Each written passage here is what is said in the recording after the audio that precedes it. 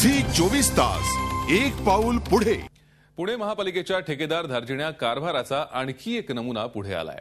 महापालिकेने खरेदी केलेल्या 100-200 नाही तर तब्बल 22,000 साड्या निकृष्ट दर्जाच्या निघाल्या। विशेष म्हणजे या साड्यांसाठी 47 लाख रुपये महापालिकेने ठेकेदाराला आधीच अदा केलेत।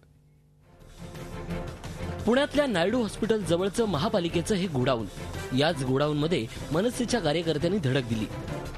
निमित्त होतं महापालिकेच्या साडी खरेदी घोटाळ्याचं। महापालिकेच्या या कार्यालयात 22,000 साड्या अक्षरशः धूळ खात पडून आहेत। महापालिकेच्या चतुर्थ श्रेणी कर्मचाऱ्यांसाठी या साड्यांची खरेदी करण्यात आली होती।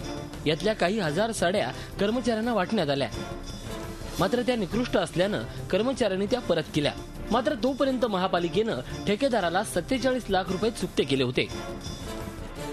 ज्या महिलांना या साड्या द्यायच्या त्या चांगल्या प्रतीच्या साड्या द्याव्यात, या प्रकरणामध्ये याची सखोल चौकशी व्हावी। ठेकेदाराला काळ्या यादीत टाकावं, त्याच्याकडनं दिलेल्या साड्यांचे पैसे परत घ्यावे। साड्या खरेदी केल्यानंतर त्या आधी लॅब टेस्टिंगला पाठवणं गरजेचं होतं। त्याचा रिपोर्ट आल्यावर ठेकेदाराला पैसे अदा करावेत असा नियम आहे। आता दोषी अधिकाऱ्यांवर कारवाई करण्यात येईल असं आश्वासन सगळा घोटाळा झाल्यानंतर देण्यात येतंय।